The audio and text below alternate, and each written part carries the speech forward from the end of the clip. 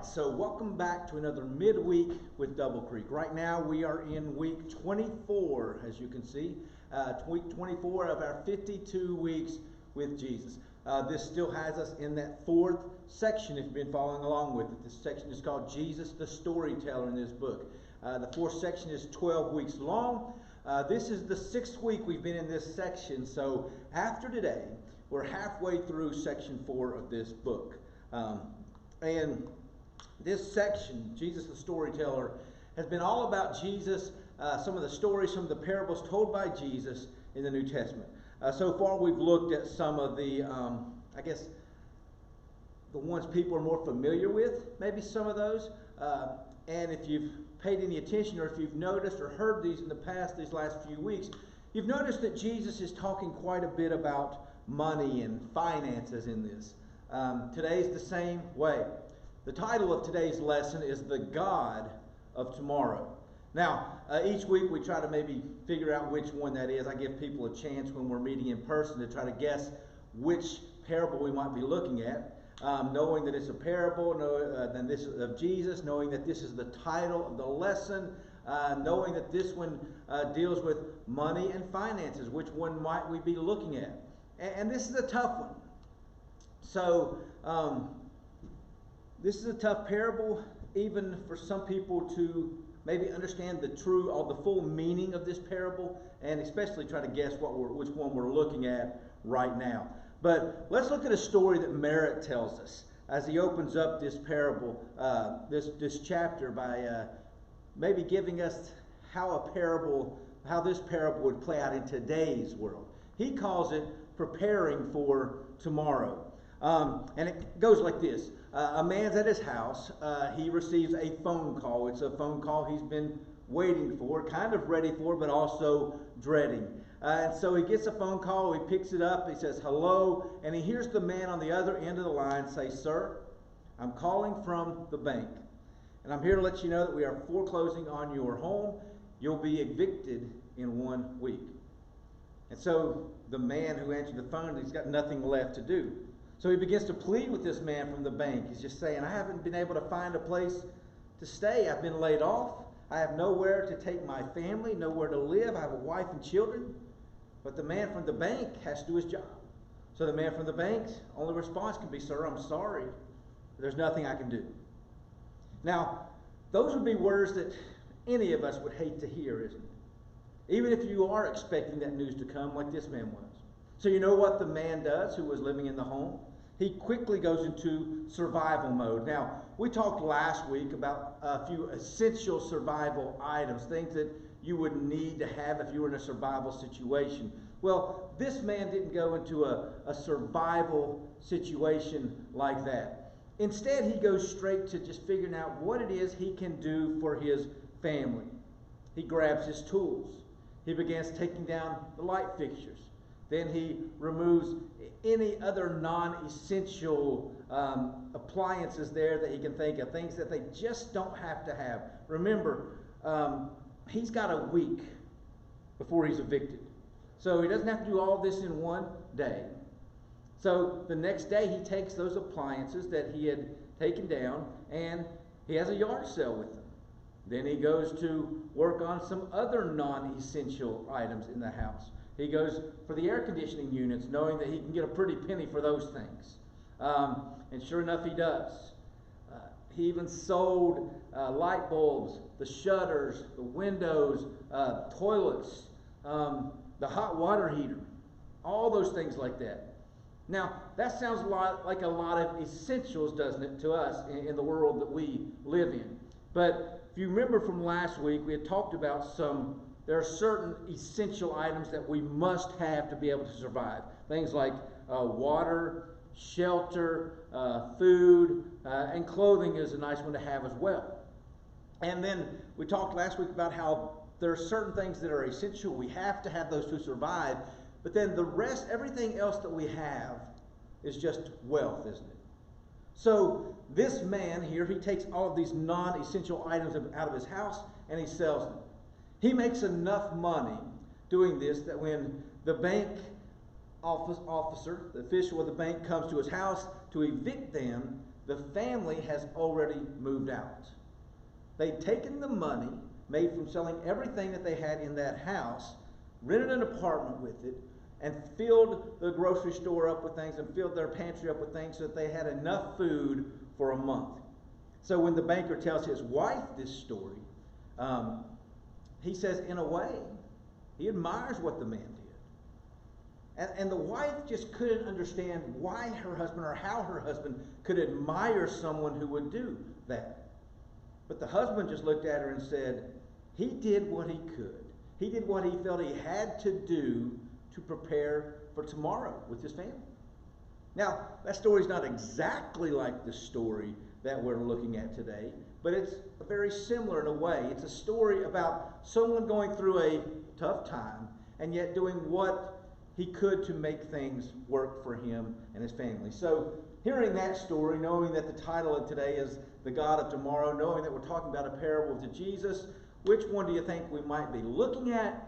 Well, today we are looking at the parable from Luke chapter 16, verses 1 through 13. And in this section of Luke, there's quite a few parables there in a row.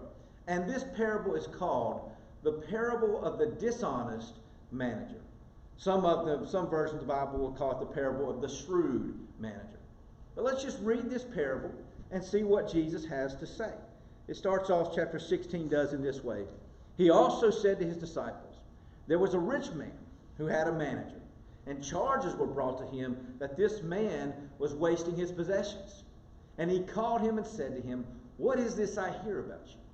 Turn in the account of your management, for you can no longer be manager. And the manager said to himself, what shall I do, since my master is taking the management away from me? I'm not strong enough to dig, and I'm ashamed to beg. I have decided what to do, so that when I'm removed from management, people may receive me into their houses. So summoning his master's debtors one by one, he said to the first, how much do you owe my master? He said, 100 measures of oil. He said to him, take your bill and sit down quickly and write 50. Then he said to another, and how much do you owe? He said, 100 measures of wheat. He said to him, take your bill and write 80. The master commended the dishonest manager for his shrewdness. For the sons of this world are more shrewd in dealing with their own generation than the sons of light. And I tell you, make friends for yourselves by means of unrighteous wealth, so that when it fails, they may receive you into the eternal dwellings. One who is faithful in a very little is also faithful in much. And one who is dishonest in a very little is also dishonest in much. If then you have not been faithful in the unrighteous wealth, who will entrust to you the true riches? And if you have not been faithful in that which is another's, who will give you that which is your own? No servant can serve two masters, for either he will hate the one and love the other, or he will be devoted to the one and despise the other. You cannot serve God and money. So, like I said, this story is not exactly like the story of what we read, or what I told you that James Merritt did, but they're very similar in some ways. For one, there is a man who is over something, controlling something, watching over something, finds out he's going to lose it, and he does what he needs to do for him and his family. In the story for today's time, the man was being evicted from his house, didn't have anywhere to go. And so he did what he needed to do to make sure his family had a place to live. In the parable by Jesus, the man was about to lose his job. So what does he do when he's about to lose his job? He goes out and he lowers the bill for all these people that owe his master so that those people would love him in turn.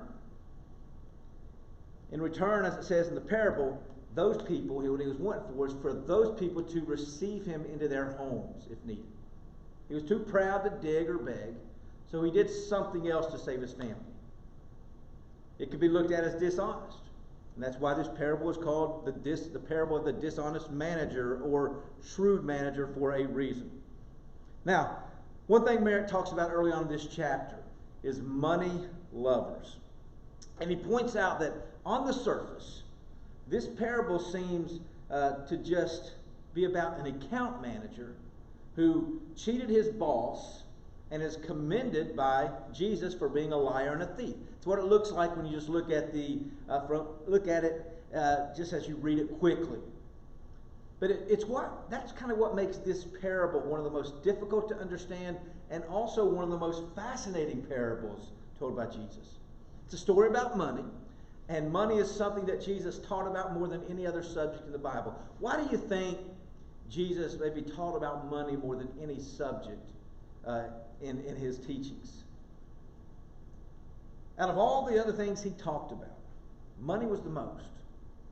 And Merritt makes a good point about this here. Merritt says, Jesus doesn't talk about money so much because he was obsessed with it. Jesus talked about money so much because he knew we would be obsessed with it. And that's exactly the way things are in our world, isn't it? Not for everyone, but for many people in our world. Their number one concern is money, making money, their finances, and not just making enough money, but then wanting more and more and more. Jesus knew that the subject of money and finances would be a great concern for many people in life. And he tells this parable in part because of some of the people that were in the crowd listening. Chapter 16 is kind of an extension from chapter 15, where Jesus is continuing teaching parables. Chapter 15 has three very memorable parables in it. Chapter 15 could be called the lost chapter. In that chapter, we have the parable of the lost sheep, we have the parable of the lost coin, and we have the parable of the prodigal son, finishing off chapter 15. And then the 16th chapter starts off with this one. It kind of continues on with Jesus talking to his disciples. But some Pharisees were also in the crowd. Now, the parable today that we're looking at comes from verses 1 through 13 in chapter 16 of Luke. But look at the verse that immediately follows this parable. We stopped after verse 13. Look what verse 14 says. The Pharisees, who were lovers of money, heard all these things, and they ridiculed him. Many of the teachings, it seems, that Jesus made during his ministry, they were teachings that the Pharisees became angry about, because many times they were geared towards them to set them straight, and they didn't want to hear that from Jesus. This parable is directed towards people who love money, plain and simple. It's not so much about, this parable is not about the decisions that are made in the parable so much. It's really about the love of money. And what does the Bible say is the root of all evil? In 1 Timothy 6:10, Paul wrote these words. For the love of money is the root of all kinds of evil. It is through this craving that some have wandered away from the faith and pierced themselves with many pangs. Jesus knew what he was doing. He knew what he was talking about. He was trying to make a point here about what can happen to us when money is our main focus. This parable is directed especially towards people who love money. And if you think about it, that can be most of America. Well, then Merritt points out in this chapter that for us, we are to be accountable for the management of what we have. How is it that we manage our money? This story, it has twists and turns in it. It'd make a great movie if you wanted to make it into a movie or some little show. This was a story that has twists and turns in it, but it revolves around this manager. The New Testament, as we've said many times here, was written in the Greek language. And the Greek word for manager actually comes from two different words here that was used. The word used for manager here. One of the words means house, and the other word means to manage. So this person, the manager, was basically a house manager. He's managing this account. He's not the master, but he's the one who's managing the account, who's making the decisions. Because in the first century, that's just the way things were done.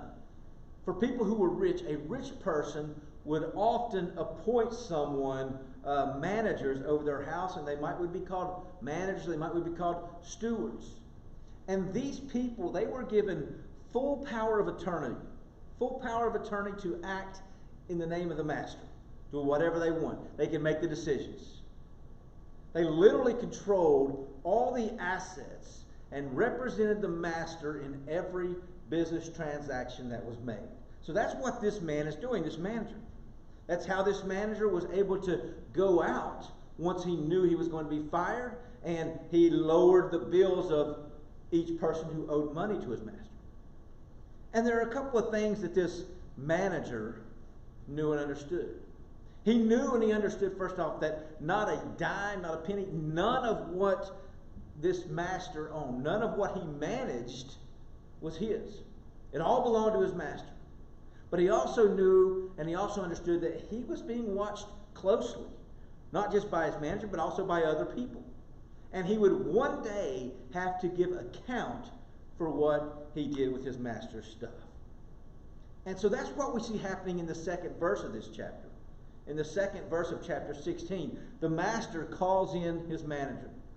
He's heard from somewhere, the master has heard that his manager was now misusing his money. And he wanted to know if it was true. So he told him, listen, I need you to turn in the account of everything you've been managing.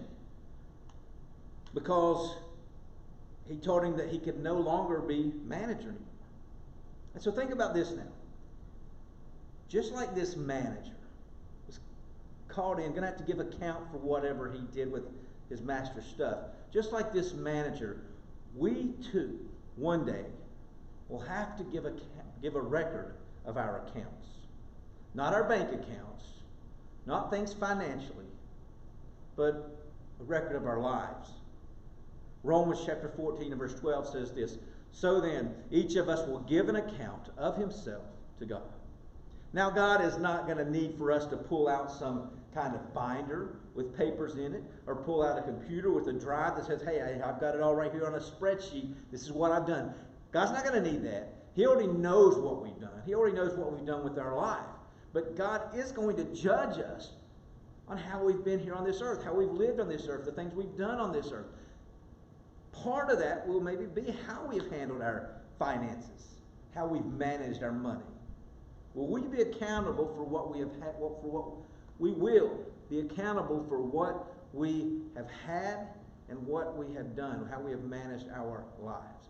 How have we used our finances? How have we used our money to grow God's kingdom, to glorify God? Now, the next thing Merritt points out is that this is a shrewd dude, as Merritt says.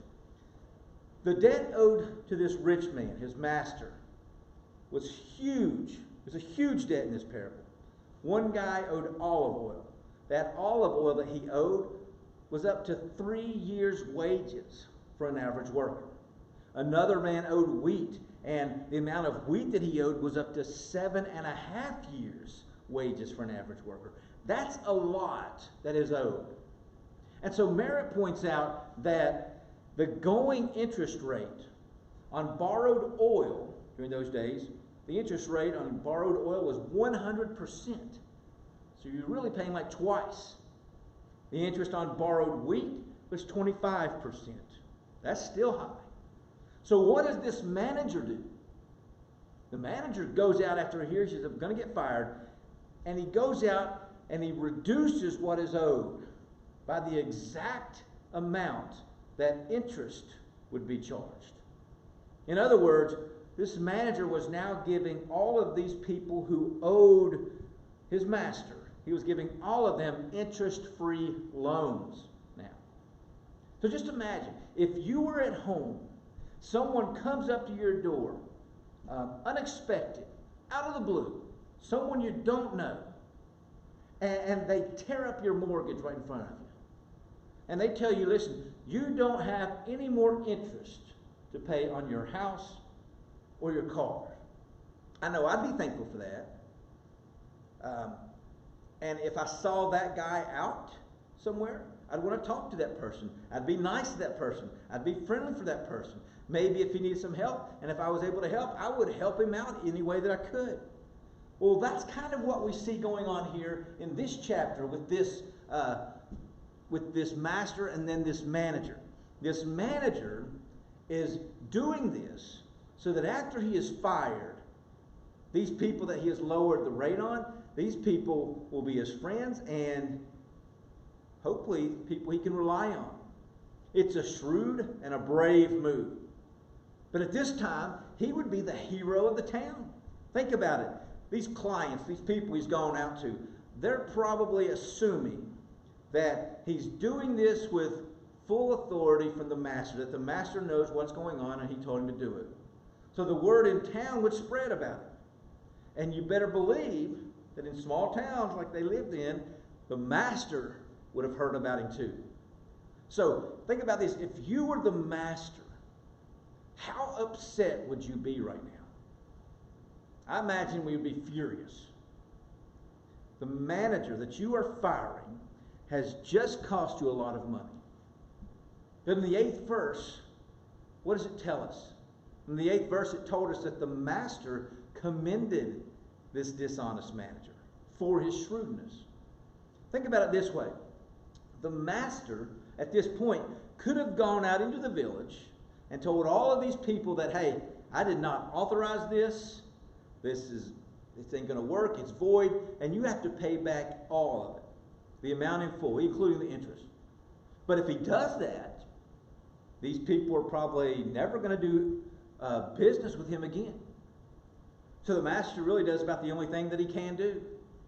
Keeps his mouth shut for the most part. And accepted the fact that he had been one-upped by his manager. It's like in our world today, if someone bests you on something or beats you to the punch, sometimes you just have to take your licks. You got to be like a Timex watch. Remember that slogan for Timex watches? It takes a licking and keeps on ticking. Now the master didn't commend the man because of what he did. He was commending him because of how he did it. He was one shrewd dude. And then Merritt finished up by talking about this: investments that last. In our world, we are all about different types of investments, aren't we? People have stocks, people have bonds, people have mutual funds, people have retirement, savings, and other different things as well. Now, what happens if you were to have all of your money in one particular stock and that stock goes bankrupt? Good chance you're going to lose all of your money. Most of it at least, at the very least, if you could get lucky. Well, one day, everything we have, everything we own will be gone. It'll either be before we die, and if it's not before we die, then it most certainly will be after we die. We won't own it anymore. So what we have to do is use it today in a way to be ready for tomorrow, like this manager was doing. He went out and made that decision, did these things so he could be ready for tomorrow. In the story at the beginning, the man who was losing his house, who was being evicted, went out and got busy, prepared, sold those items so that he could be ready for tomorrow. This does not mean that we go out as individuals or as the church and just spend every penny we have and hope it works out. I'm not saying that. But I am saying that God has blessed us in so many ways, not just financially, but other things as well. And in turn, as we've talked about so many times here already, we're to use those blessings that God has blessed us with to bless others and to grow his kingdom. So almost 2,000 years ago, Jesus did that. When he laid down his life, when he died on the cross, and then 3 days later rose again. He gave up his life that he had lived here on this earth for some 33 years so that we could be ready for tomorrow, so that we could be ready for eternity. Once again, with this parable, Jesus gives us a fascinating parable, one that deals once again with wealth, money, finances, something that is a struggle still for many people to this day. And I think the main points are that we cannot live lives that are consumed with thoughts of more and more money. Jesus makes it clear we can't serve two masters. We can't serve both God and money, as he said in the last verse of this parable. So take what we have, use what we have for God's glory, for God Himself, so that for tomorrow and eternity, we can reap the benefits from the God of tomorrow. I want to thank you for joining us. I hope you've enjoyed our time here with our midweek with Double Creek. We're almost halfway through these 52 weeks. We hope to see you back here again next week. God bless.